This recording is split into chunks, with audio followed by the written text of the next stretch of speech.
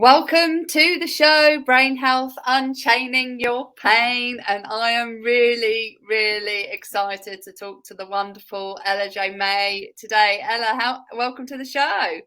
Thank you for having me. I'm excited to be here. So Ella and I connected through the lovely Chris Ross, I think. And maybe we connected before that. No, we didn't. It was through Chris, wasn't it? Mm-hmm. It was. I'm sure it was through Chris. Yeah. Yeah. Yeah. So for those that don't know Ella, she is the founder of the 1 Degree, where she helps entrepreneurs who are scaling by connecting them with vetted vendors. She's also the host of the 1 Degree Show podcast. It's over 400 downloads since its launch, and loves spending time in nature in sunny Phoenix, Arizona, which is such a beautiful place to be. Welcome to the show. Thank you. And the podcast is over 400,000 downloads. 400,000, exactly. I'm sorry, I said 400K. No, I was like, hey, 400 is still good, but 400,000, you're absolutely right. K at the end is 1,000. I'm so sorry about that. No, you're good. You're good. Yeah, so 400,000. Wow. And I'm really interested in talking to you because I know we connected some time ago from a brain health perspective. And I'd love for you to share your story. But before we dive into your story, can you tell us what you're really passionate about in life right now? Honestly, like, look, if I'm being real, like I've developed this really cool community of realtor friends on Clubhouse. And I host these social rooms every night. Clubhouse is a social media platform. If you haven't heard of it, I host these social rooms every night. And we just jump in there and we like laugh and have I've gotten to know so many cool people. There's collaborations that have happened from that. There's work that have happened from that. But like, I look forward to it. Like when I'm not traveling, I'll do them. And I look forward to it all of the time. It's something, and I've even thought like, oh man, maybe I should create like a decompression mastermind or something along those lines. Cause like, it's been really cool. And the feedback is just incredible. People have been like, your rooms are just amazing. We love laughing. So that's like what I'm loving right now. Do you know, I love that because Clubhouse is really new, isn't it? And I don't think many people have heard of it, but it's a really great place to connect with other people and socialize and find out more. So that sounds amazing. It's really fun. Yeah. So I'd love to dive into your story, but before we start on your story itself, what for you is optimal brain health? What does that mean to you personally? I mean, I don't really know. Like everything's working. I can think. Like you asked me that before, and I was sort of like, I don't know. Like, I guess it would be not being foggy, like being clear. Yeah. And I think that's, there's no right or wrong answer here. It's what it is for you personally, is when you know that you're functioning in the right way. And if that's what it is for you, then that's great. I would say, okay, so in that case, I would say clarity for sure. Clarity. When I'm able to get clarity. Yeah. Great. And I'd love to now to go, because I think clarity is so important and so difficult for some of us who experience brain health struggles. Could you take us back to the start of your journey where you really didn't have the clarity that you knew you needed? I mean, so I've kind of like barely made it through high school. I also went to 5 different high schools in 4 years. So there was like the element of relocating, but I just wasn't academic, right? Like it was not my strong suit. And when I got to university, I went and worked for a couple of years, then went back to university. When I got to university, I started to notice this trend where I do really well on assignments, really well on essays, really well on presentations, but sitting written down quiet exams, I was always scoring 20% lower than people that I studied with. And can I swear on here? You can if you want to, but okay, I won't. You go real. No. What? Could just be yourself. Okay, so what happened is that like it really fucked with my head because I didn't realize how much of my identity I had attached to being intelligent until that happened, because I felt like I was dumb. Like I was like, why can't I get this? Like, what's wrong with me? So my adoptive, I was adopted when I was a teenager by extended family. So my adoptive dad was like, hey, look, like he was a dean of one of the universities in Canada, professor, very academic. He was like, look, I've taught a lot of kids and I really think you learn differently. So here's step 1, 2, 3. You can go and get a free IQ test from the university. They give out X amount per year. But first step is you go to the school psychologist, you go here, blah, blah. So I followed the yellow brick road, got the free IQ test, went to go do the free IQ test. And for anyone who's been through a real IQ test, they're insane. It's 8 hours, 4 hours per day, 2 days back to back with 2 different, like, I was 22 when I did this. I'm like, thank God I didn't show up hungover. Like, you guys could have warned me that this was bananas. So do this IQ test. And at the end, they were like, oh my God, you so clearly have ADHD and we don't know how this wasn't caught earlier. And I was like, oh, no way. Because what was interesting is 2 months prior to that, I was, in school dealing with exam stress. And I went to my doctor, my GP, saying, hey, I just really need some sleeping pills. Like the problem is I'm not sleeping and I'm really stressed out because of school. And he actually diagnosed me with bipolar type 2. He was like, well, I think you have bipolar type 2. That really rocked my head because again, like you always just have this identity and you think everybody has anxiety. You think everybody goes through periods where like, you think everybody, like, you just don't really know. So I had this diagnosis of bipolar type 2 and I was on 5 different medications for that, between mood stabilizers and things to sleep and like whatever it was and whatever. I was just like, look, I just want to sleep. So like, give me the thing that's going to make me sleep. And, so 2 months later, go do this IQ test. And they're like, we don't see bipolar 2, but we definitely see ADHD. So went off of 5 medications, went on to 1. Big difference for sure. And just my scores went up and just the ability to focus, etc. That was a big one. But to be honest, even throughout that, like I've been on, 5 different ADHD medications, gone off of them for a year before just to see if I could. And even through that, there's been a lot of ups and downs. There's been a fair amount of, anxiety and depression and, dealing with childhood shit that we all have and realizing as it comes to the surface what's going on. Also being an entrepreneur, there was really, I feel like I've hit a bit of a sweet spot, at least the level that I'm at right now. But it really is so much strain on your nervous system to adjust to this, because it's why not everybody's an entrepreneur. And thank God not everybody's an entrepreneur, by the way. Like, don't believe TikTok. If the world was full of entrepreneurs, we'd have nothing but half-built bridges, like planes that kind of fly. We're not good at execution, like all the time, and implementation. We're great at ideas. We're great at getting people excited. We're great at et cetera. But there's other people who actually implement and do the work. So yeah, being an entrepreneur, it's a real adjustment for your nervous system, and living with that kind of day to day where you have to create your own structure, create your own income, create your own, et cetera. So yeah, there's been a lot of stuff in there. So happy to discuss any of it you think would benefit the audience. Yeah, no, I'd love to go back to your childhood, because you said you uncovered a load of stuff from your childhood that you came to the surface. What was it that bubbled to the surface, and when did that happen? Oh, all of it. Yeah, I was raised in a super happy home. Parents were in love. I had an older brother. And then when I was 6, my dad got diagnosed with cancer, and he couldn't have handled it better. He was very straight up with me and my brother, told us what was going on. I went to chemotherapy with him. I saw radiation from the other side of the glass. Like, he was just really, really good with communicating about it. And doctors gave him 4 months. He lasted 4 years. So he died when I was 10, and he died exactly how he wanted to die. He died at home. He told me and my brother that he was going to pass away about 2 weeks before he did.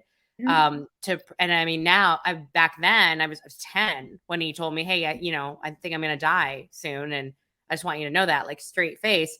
So you think your parents are superheroes. You're like, what are you talking about? You're not going to die. But now as an adult, I'm like, man, to do that with a straight face to your kids and be like, he was just such a good guy.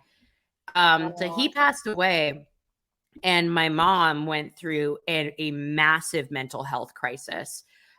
She became severely depressed. She was on 1 million prescription medications. I'm sure it was lots of opioids and Percocets and stuff that she was being prescribed. And this was prior to the opioid crisis, and was severely depressed. Wouldn't leave her room for days.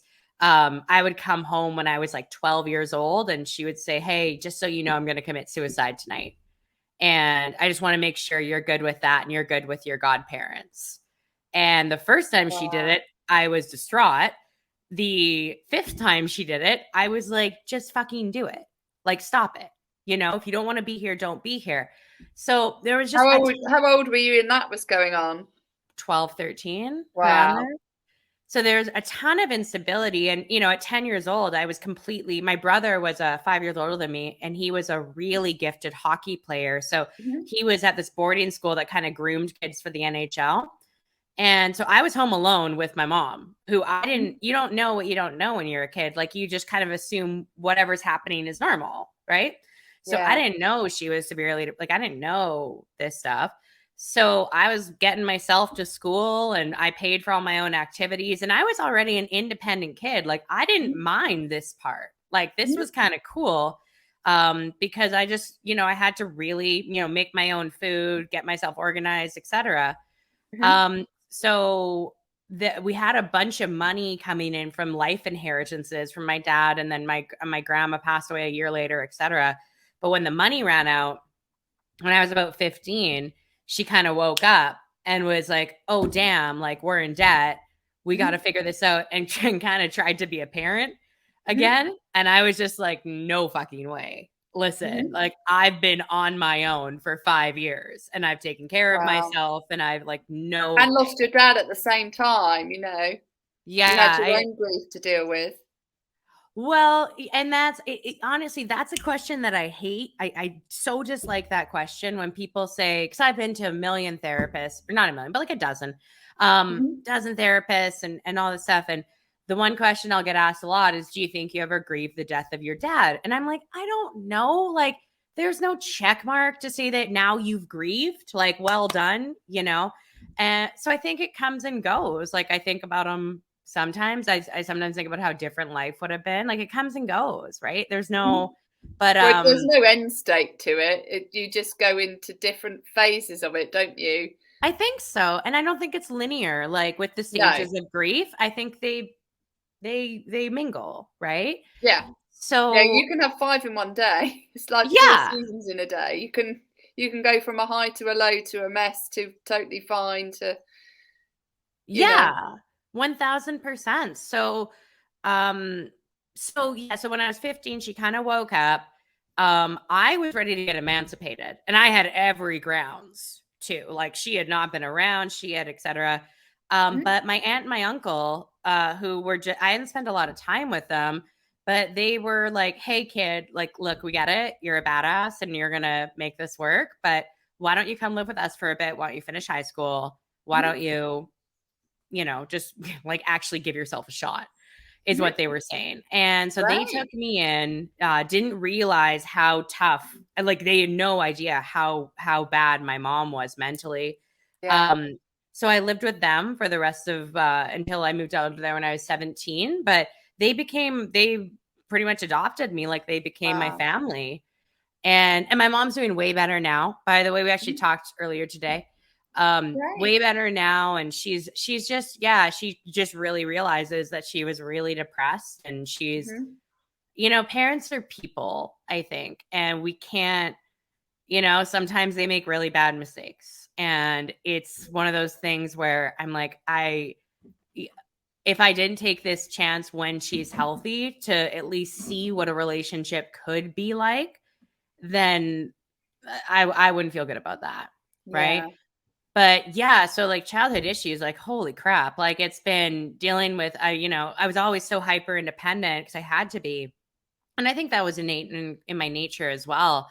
but really realizing the effect of the neglect when I was younger, really coming to like my patterns around men with going for older, sometimes unavailable, very stable guys who could provide a lot of stability with money or with whatever, primarily money.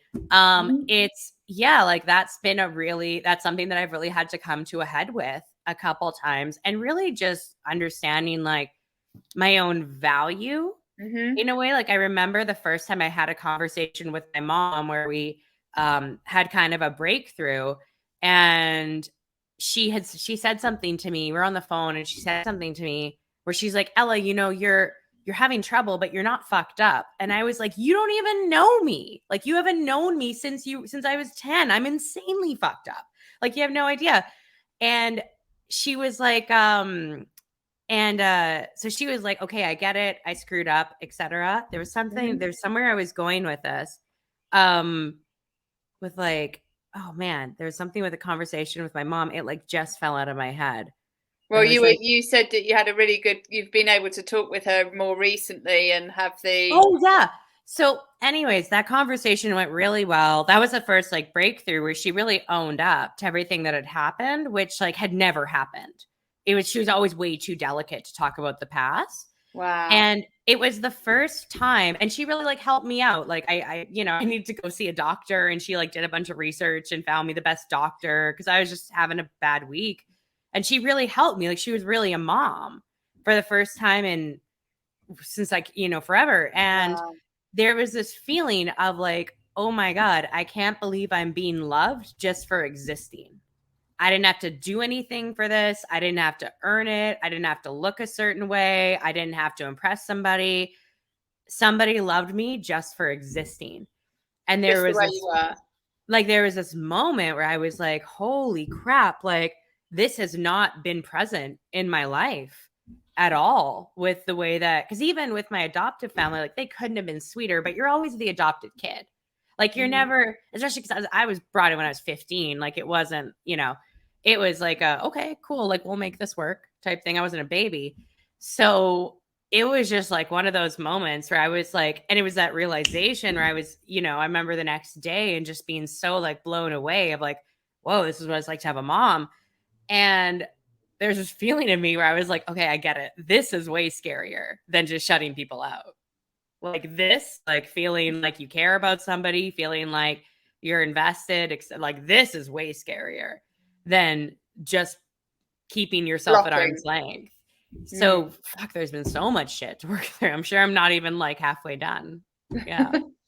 Well, thank you for sharing that, because that's really powerful. That we often talk about the disconnection, but actually realizing that connection piece, and that just being loved for being you and just for showing up, and like you say, for existing, was really mind-blowing. So everybody who has parents that just love them, be grateful. Yeah, because it's so easy, isn't it, to take that for granted until you don't have it.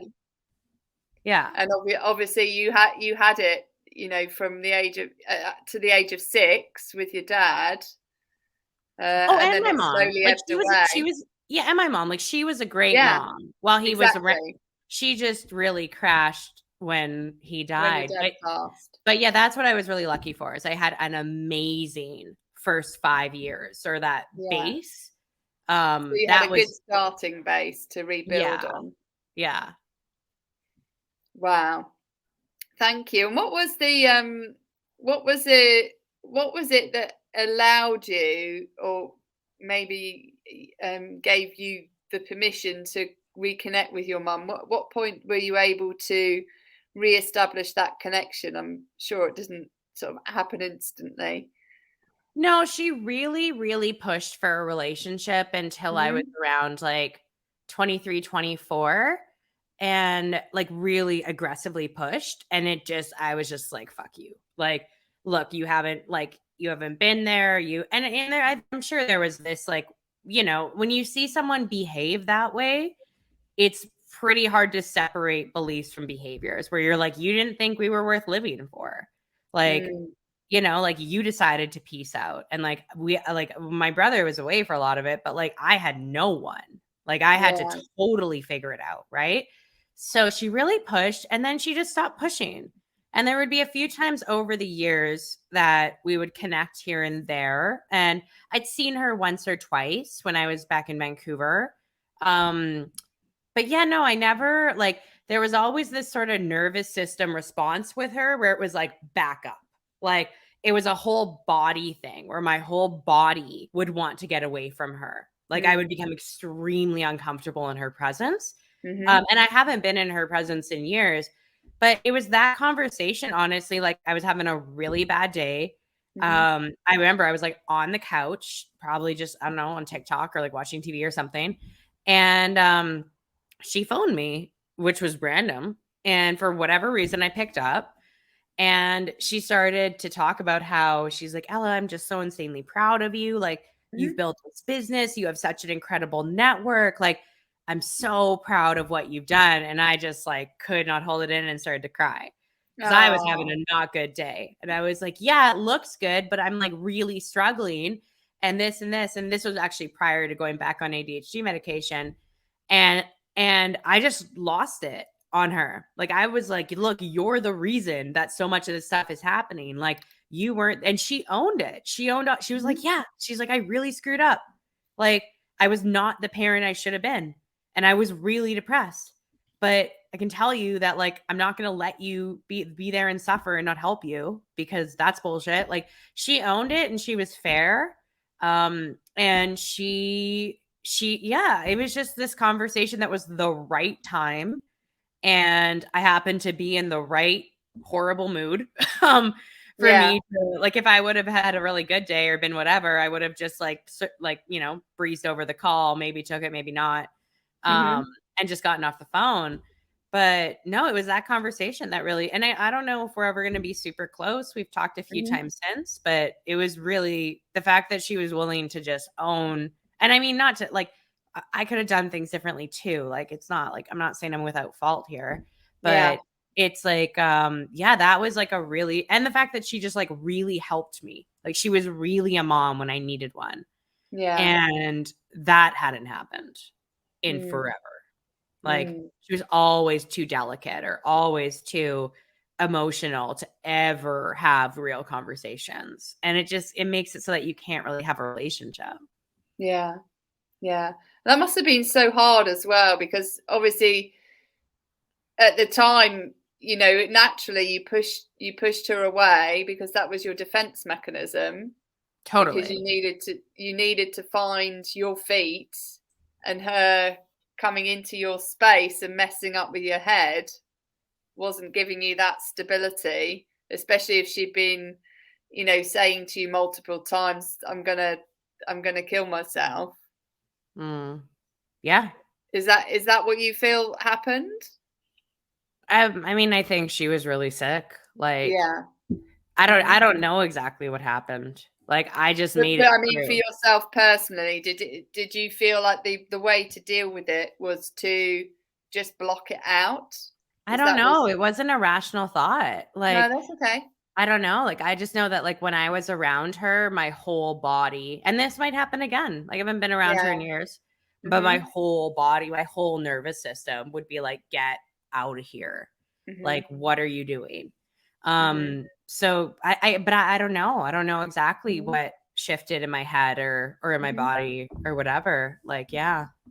And at what point in your journey did you start to better understand your childhood? Because obviously when we have adverse childhood experiences, as you've had, of course, it's difficult to understand those experiences because you experienced them as a child and you don't have the knowledge or the wisdom or, you know, the education, awareness. You just live in it. And it isn't often until much later in life that you start to understand what happened to you from an adult's perspective. So you're kind of looking in as an adult, but still experiencing the same emotions that have been locked in you and all of the outflows that relate to the trauma that you've experienced. but in the context of being a child or a teenager. When did you start to realise that that you had, you know, that this was trauma and not the norm? I mean, like, I think she was taken to I don't know if they still call them mental hospitals, but she was taken to a mental hospital when I was a teenager.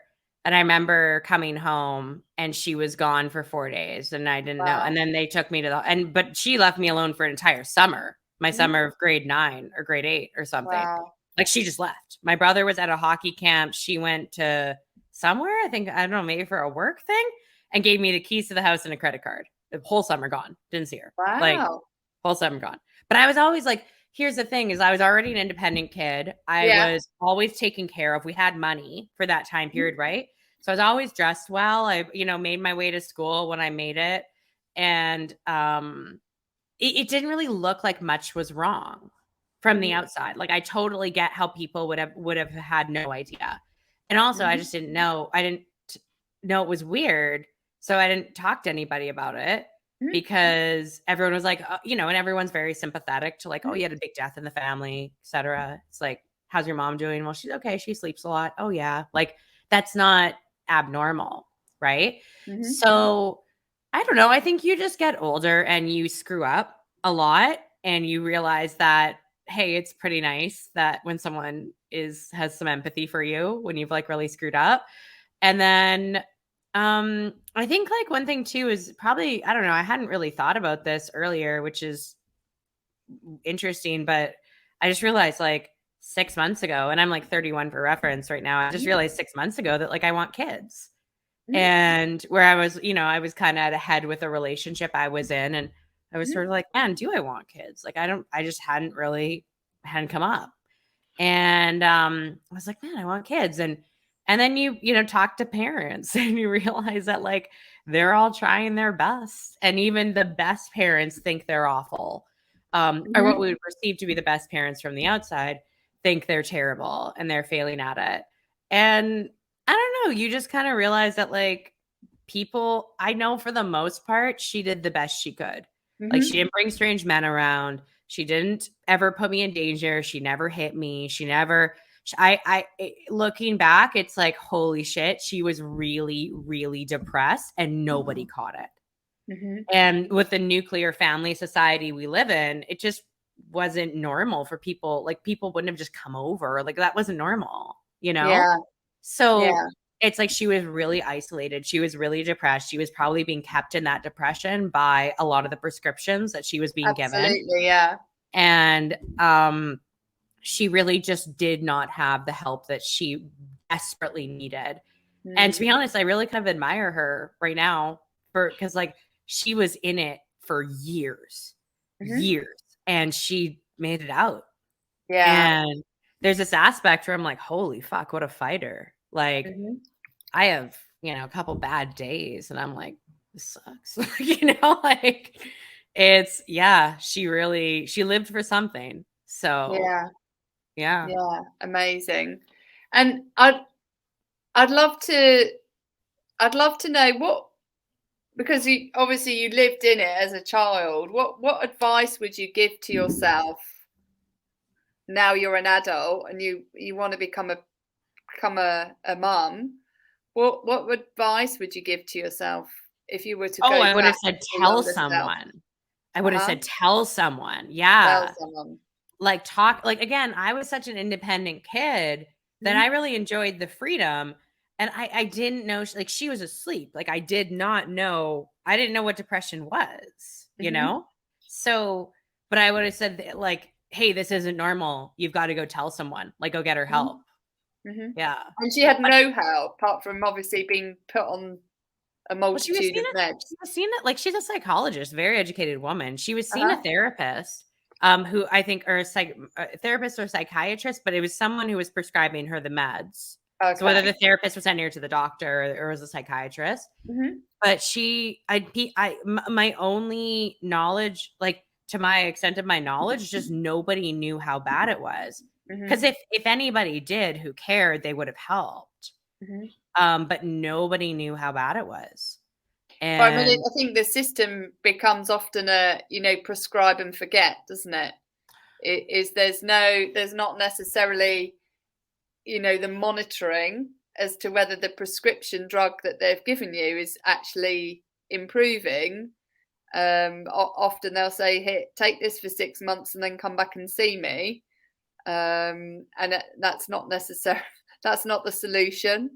And just medication, as a prescription isn't necessarily the solution, especially if, with the trauma and grief that your mum was going through, is the importance of her having a network that she can lean on and talk to, or not, or just have around her to support her, is so important, but so difficult when it's that sort of grief of losing your other half, which is what happened to her. So take me forward to the time when did you notice that obviously you're struggling at school and you went and had your assessment? What age were you then? 24, 23, 24-ish. Oh wow, okay. Yeah, right around there. And that was with your stepdad. So he came on the scene. When did he appear? My adoptive dad. So I was adopted when I was 15. Yeah. Ah, okay. Yeah. Great. And so you 24, you had your assessment. And how did that really shift for you? What was the real shift for you personally? To be honest, like it wasn't a huge shift then. Like the medication worked and my scores went up, and I didn't, I mean, I was still so ingrained in some really negative habits in my life. I was binge drinking with my friends on the weekends. I was I mean,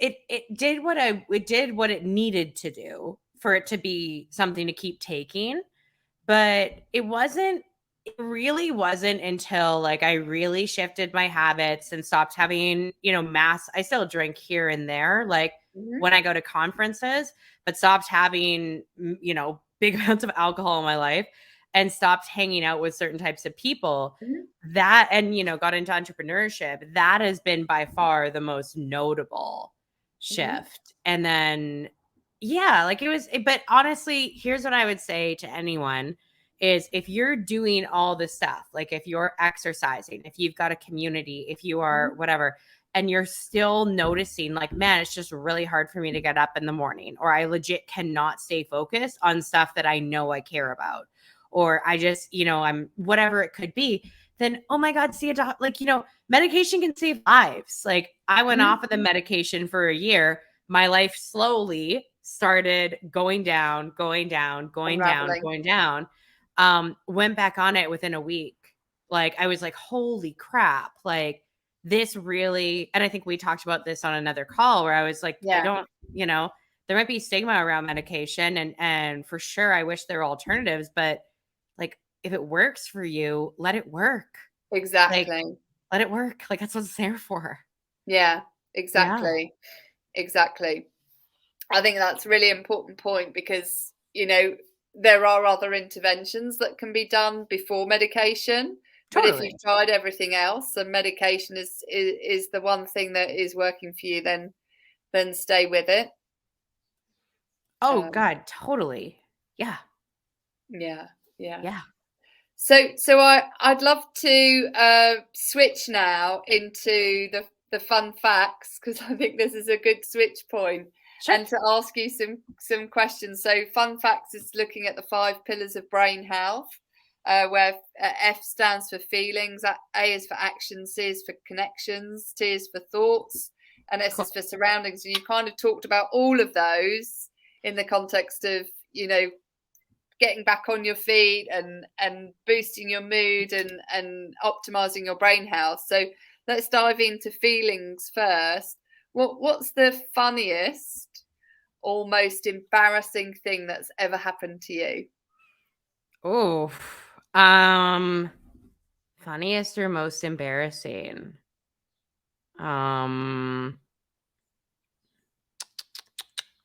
Okay, well, this is like, and it's kind of funny, but it's like a really interesting one.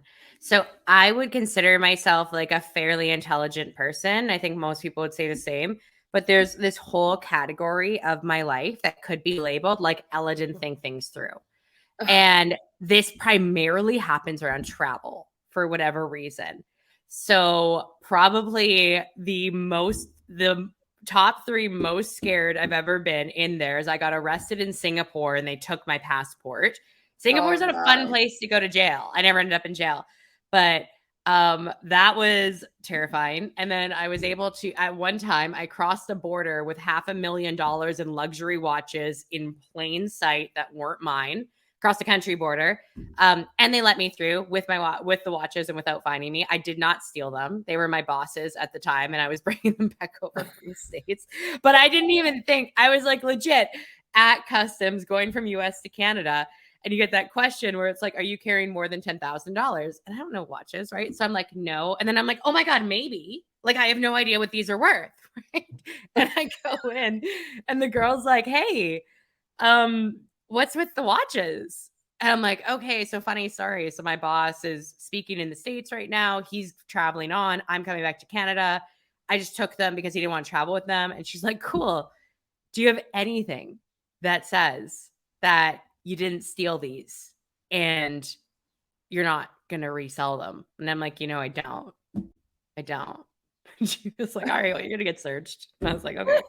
And like it was, and I had just done a bunch of traveling in Asia and Australia, like a year or so prior. So I go into the, where to get my luggage around the carousel, and this like chest of watches that's the size of 2 shoe boxes that I didn't really think was going to be a problem carrying it on for whatever reason, is in plain sight with a glass top. So so you can see everything. And anyone who knows watches is like looking at me, and I'm like, oh God. And the like 2 security people that are on the baggage carousel come up to me and they're like, can we see your, like, what with the watches? And I explain, and they're like, can we see your passport? So I give my passport, and they're saying, like, oh, were you in Asia for work too? Was that for work? And I'm like, no, fuck, that was travel. Like, oh my God.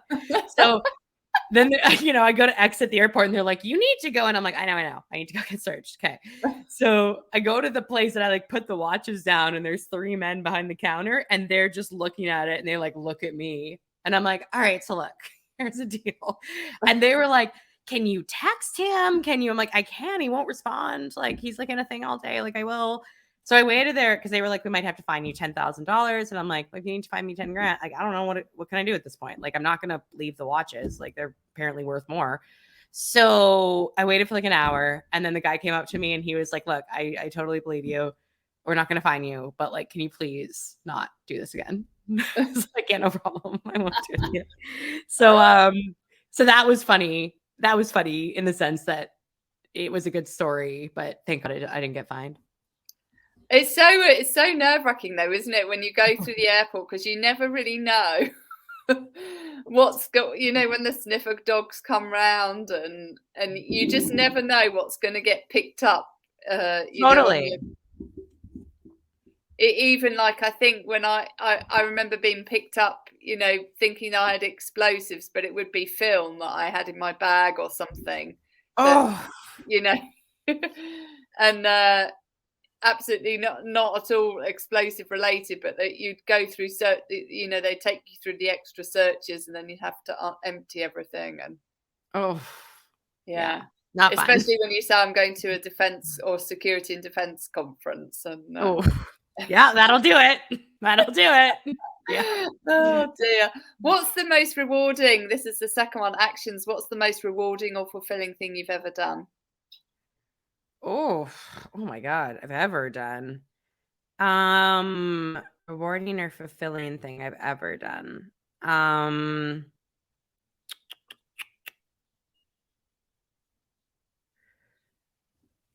Like, I would say honestly, spending a ton of time with my niece and nephews when I'm home.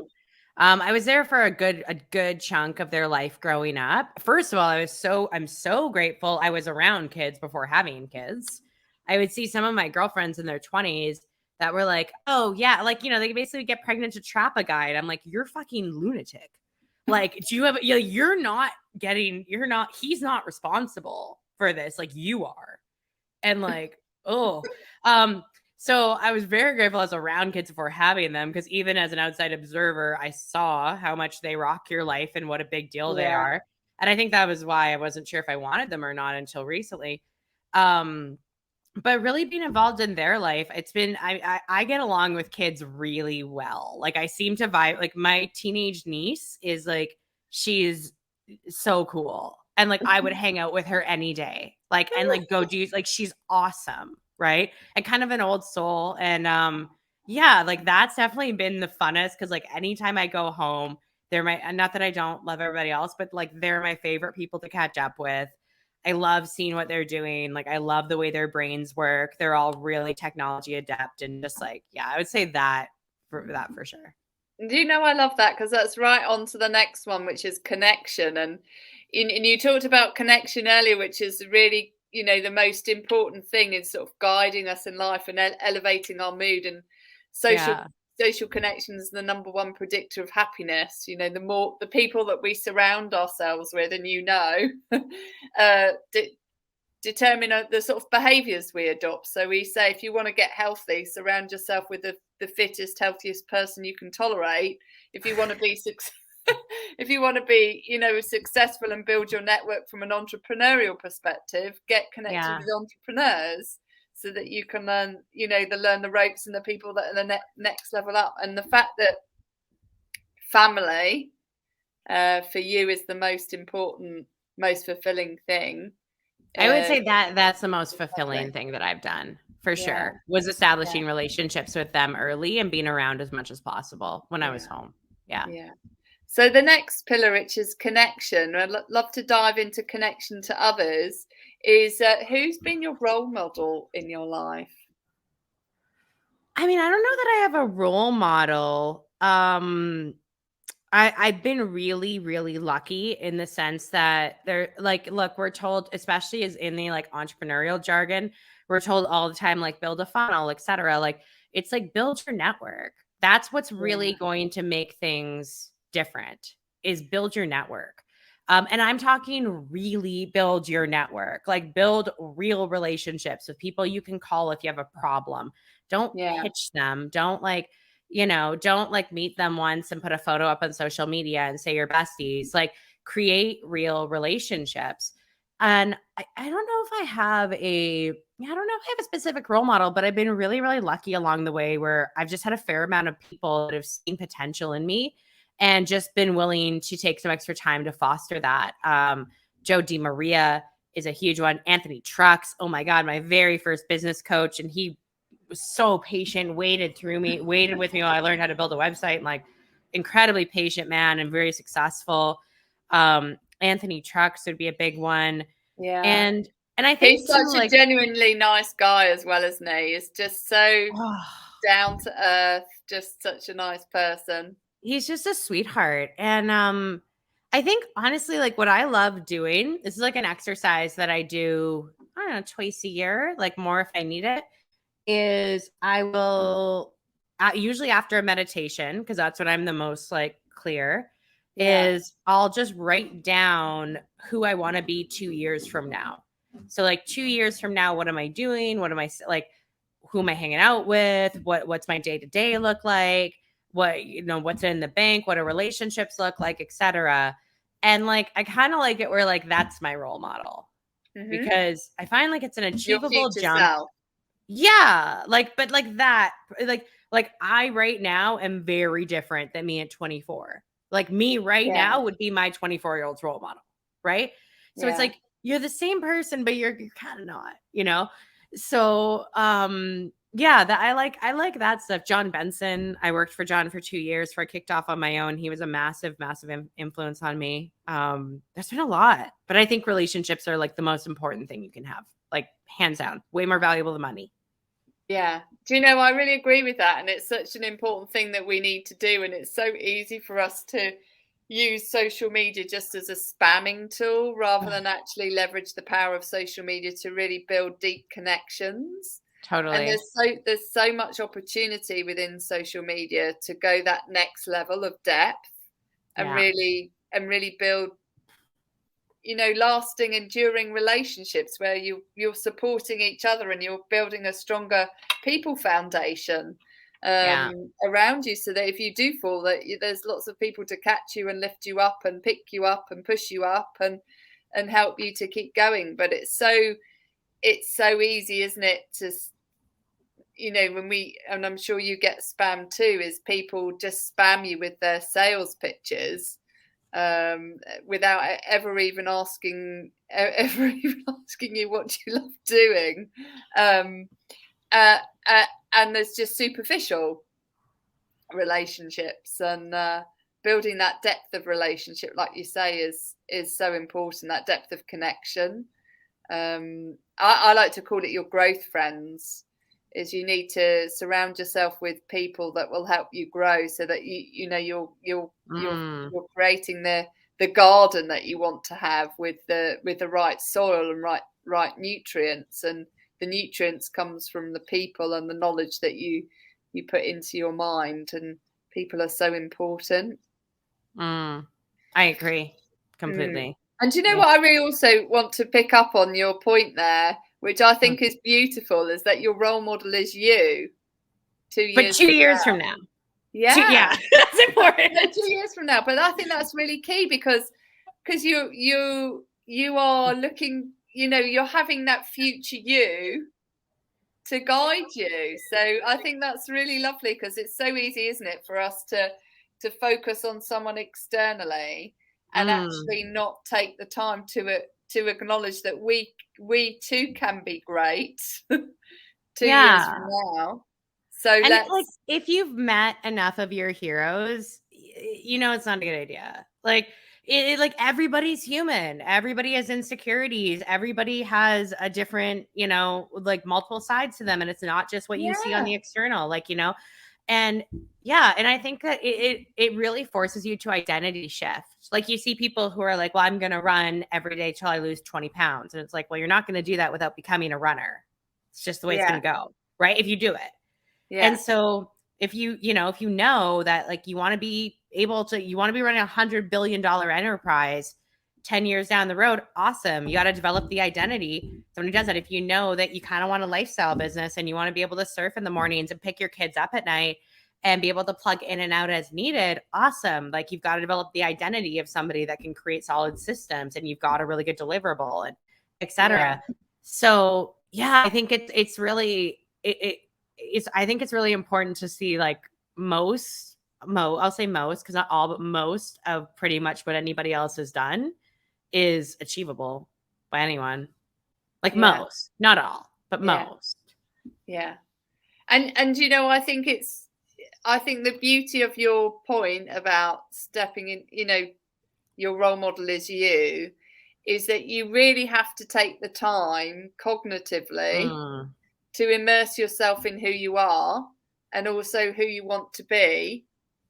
And then by immersing yourself in that future state, asking yourself, how can I what do I need to do to get there? So it's not just what I want externally in terms of, you know, some of the superficial value or the financial gain, but what gain I want personally. I really love that. And like this is one of the hardest things ever for me to do, was get clear on what I want.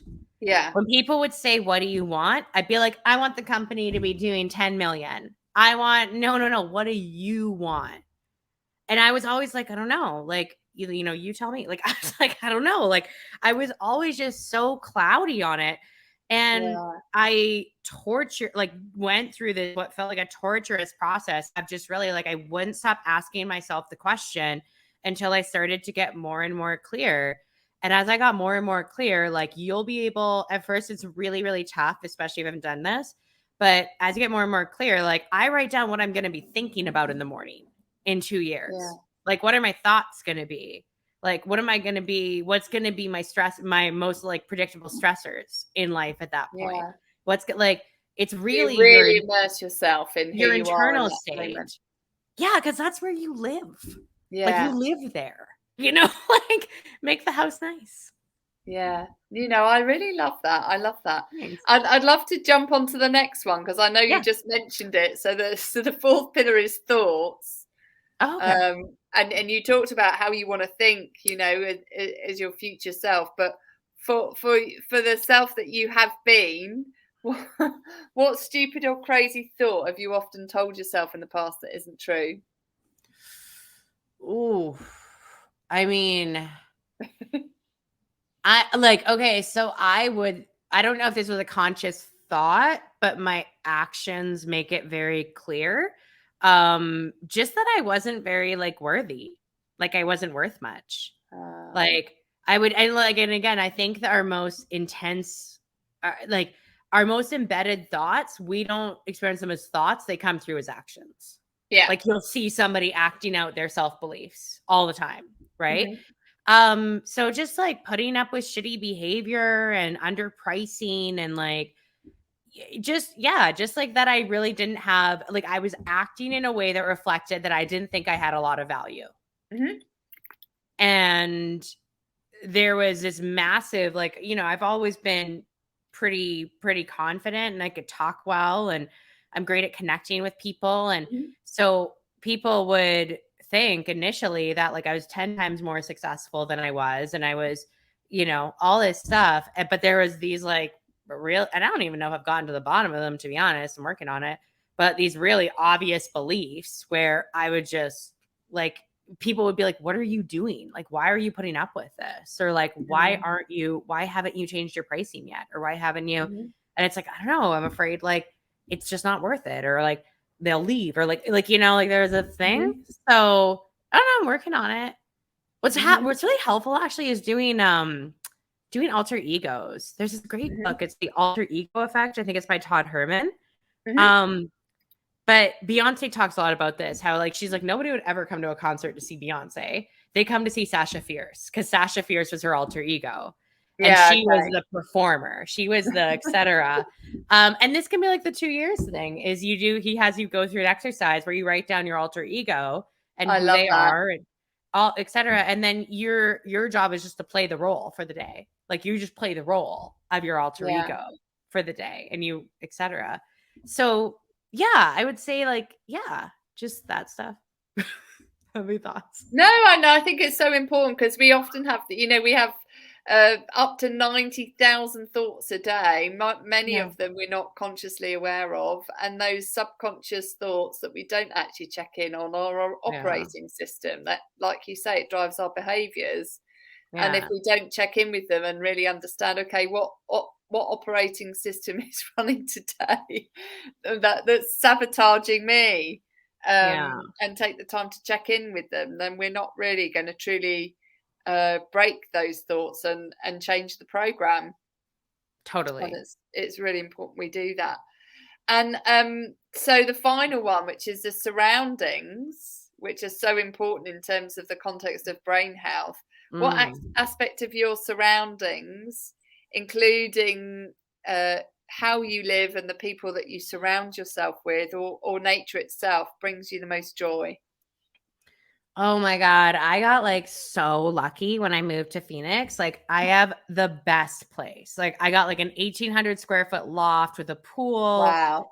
It's so gorgeous out. It's 32 degrees Celsius, 95-ish Fahrenheit here right now. It's so gorgeous outside. The one thing I'll be sad about when I leave Phoenix, because I don't know if this is my forever place, it will be leaving my place. I love the house.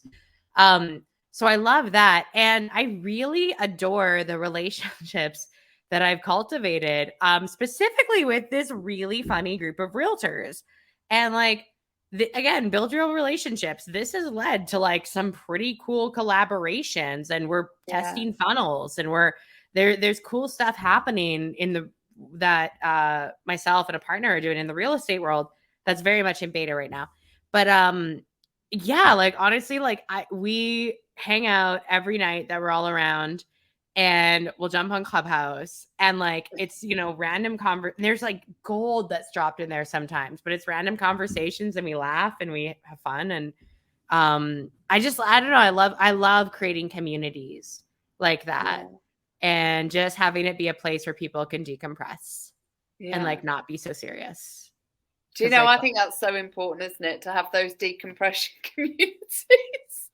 Because we can go around, like, especially as entrepreneurs, it's easy to get really serious about what you're doing, and then not have that decompression piece to just chill out. And just be yourself and just relax about it for a little bit, and know that you're still going to be figuring it out whatever level you get to. Just like, and like I can tell you, my most successful friends, like, they never talk about work. Like, they're like, oh, what's up? Like, you know what, like, we're laughing, we're like, etc. Like, it's not, that's like, not with their friends. They don't, maybe on stages and whatnot, but like, that's like what they, that's like what we all need, is just those safe places where we can just be ourselves and just laugh. And you know, I think, you know, going back to the struggles that you obviously start with, I love the fact that you have leveraged what some people perceive as struggles to become your real superpower, you know, in terms of creativity. And you started off with not having the clarity, but you've just talked about getting clear on who you are in 2 years' time. And, you know, and being okay with, you know, taking medication, because that gets you to where you want to be and allows you to be you in the best way. I think that's so important. What one piece of advice would you give anyone who is struggling with past trauma, and they also have the layer of ADD, you know, on top of it, where we're struggling with getting the clarity that they need? What piece of advice would you give anyone that's in that place? Well, you need to, I would say, you need to, like, just make a decision that you're going to do the work. Like, where all of the energy is expended isn't in that, like, oh, I should do it, but I don't want to phase. Like, that's where so much energy drains, right? So if you're like, all right, I'm going to get clear on this. It doesn't mean you need to today, doesn't mean, but just keep asking yourself over and over, like, look, I know that, like, I'm a real person and I have wants. And like, and also, like, heads up, like, there's no prize for the person with the fewest needs in a relationship or whatever, right? Like, it's cool to have standards. It's cool to have needs and to have one. There's no prize for the most, like, easygoing person in life. Like, if anything, there's not a prize. There's a negative thing, because you just kind of get whatever's thrown at you. But I would just say, like, you really just have to, like, I actually realized that the biggest thing that was not letting me get clear is I had never learned how to study. Shocker. Because I just had never really learned. Like, I barely got through high school. University was crazy. It was the most stressed that I've ever been. So I started YouTubing how to study, how to focus, different techniques to focus, and just try different, like, again, it's like, I think you make the decision that you're like, all right, tomorrow, next month, next year, I don't care, but I'm going to figure this out. I'm going to, like, get clear on what I actually want. And it's going to feel good and it'll feel in alignment. And I know that that's possible. Like, I know people dumber than me have done this. That's what I say when I can't figure something out. I'm like, Ella, people dumber than you have figured this out. Like, come on, you can figure out this website. So yeah, I would just make the decision and then just keep your ears open, keep your eyes open, keep asking the question. Especially if you're meditating, if you're whatever, a lot of the time, once we become aware of something, like, where I'm like when I started hanging out with all these real estate people, I was like, man, I wonder if there's a correlation. Like, I wonder if there's something I could do in real estate. I never thought about it. And I just sort of, like, put the thought out there, and you just start to see things and you're like, oh, damn, that would work. Like, we could bring that over. I think, let me, like, run it by somebody. You'll start to, like, just pick up on things in a different way. So I'd say, make the decision and just keep asking yourself the question, and you'll realize there's a better question, and ask yourself the better question. I think so much in life we're like sort of trained towards, like, the key to life is to find the right answers. I think the key to almost all of my happiness has been from asking the right questions. And I think questions are really, really powerful. That's really good. I love that. And I love the fact that, people need to make a decision to do the work. Yeah, just decide you're going to figure this out. Yeah, because so often people, when it comes to diagnosis of brain health struggles, is they just get told, oh, you've got this or you've got that, like you had in, being diagnosed with bipolar type 2, and you're just like, well, I need to work through this and figure out why I'm struggling the way I am. And just being given the diagnosis doesn't fix it. It's just a label. So we have to do the work to make our life work. And you can't, a diagnosis doesn't necessarily do that. And really, yeah, like has to take control. Yeah, sorry, I totally interrupted you. Go ahead and finish. No, that's okay. I'm just saying, like, for us, often it's easy for us to give our power away. Yeah. By being given a label by somebody, and a label is just a label, like a label on a shirt. It's just a label, but we have to do the work ourselves, and that's so important. And be willing to dig a little bit with medical professionals. Like, we're so kind of like trained that like the white coat means authority and it means they're right. I think every doctor I've been to has been a nice person. I totally believe they want to do good, but they can only do the best job they can. I was diagnosed with bipolar 2, found out 6 years later that I was celiac. Like that wasn't even brought into account. Like any gut testing, any blood tests, any nutritional, no deficiencies, like nothing was even looked at besides a current situation where I was extremely stressed out and maybe a little bit of past behavior. Right. And I was also 22. Like I wasn't, I was 22 and like not in the best headspace most of the time ever. But it's like, so like be willing to dig. Like I think medical professionals for the most part are doing the best they can with the system they have. They are trying to help. They're good people.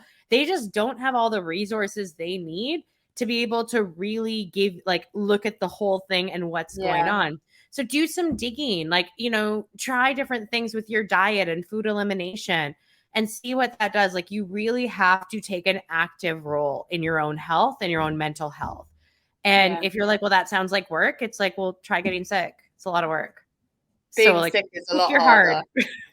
Yeah. It is a lot harder. And people feel that, they sometimes accept that sickness is their new norm, but it doesn't have to be. But you have to do the work to get well. Totally. Wow. Thank you. Thank you, Ella.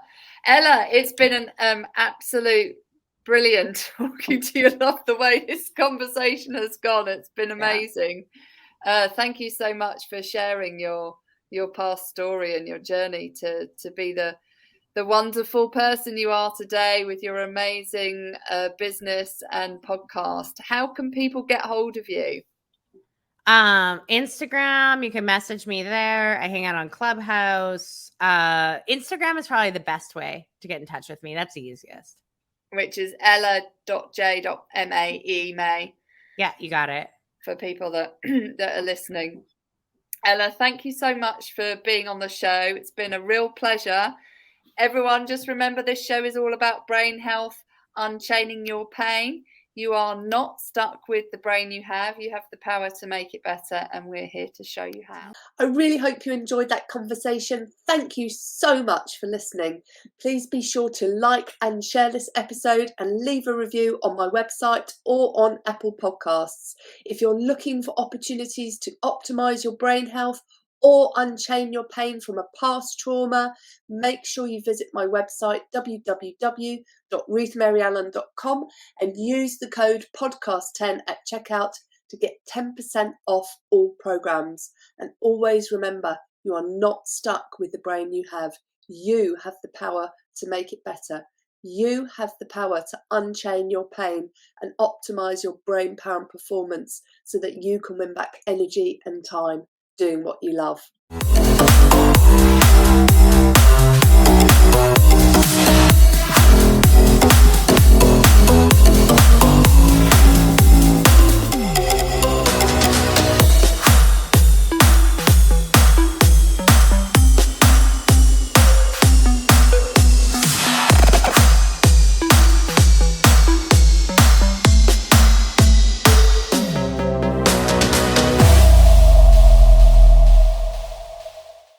Each episode of Brain Health Unchaining Your Pain with Dr. Ruth Allan is for educational and demonstration purposes only.